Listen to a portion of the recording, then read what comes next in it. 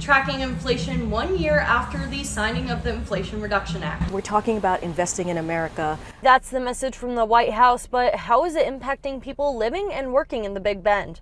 I'm Kendall Brandt, your neighborhood reporter in Northeast Tallahassee. Stores like Necessary Skate Company say they've seen the impacts of an easing economy through increased sales, but many economic experts say that not all the credit can be given to Biden's Inflation Reduction Act. Alex Melendez has always loved skating and more recently operating a local skate shop.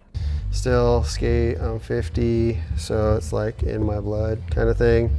But he says it's been easier in the past year to bring in business to Necessary Skate Company. Huge difference in foot traffic, and people are out to have a good time generally in this area, so they wander in and then buy our products.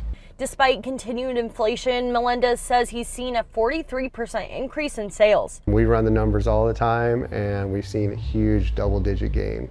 With a new location, he thinks visibility is increasing business, but also an easing economy could have something to do with it. As gas prices went down, or the price of a dozen eggs goes down, then people were a little bit looser with their money. That was the goal of the Inflation Reduction Act signed into law 1 year ago. The bill largely focused on clean energy infrastructure, creating more jobs, and lowering prices. These are long-term investments, right? These are long-term investments which Americans are going to start to see.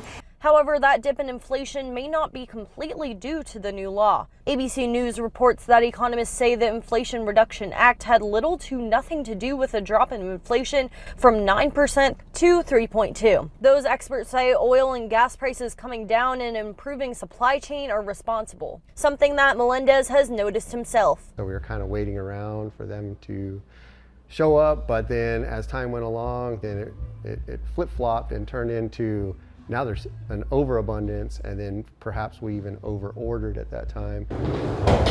While he does not know if the Inflation Reduction Act directly impacted his shop, Melendez hopes things continue to trend upward. I personally like to see everybody in Bannerman Crossing and throughout Tallahassee succeed.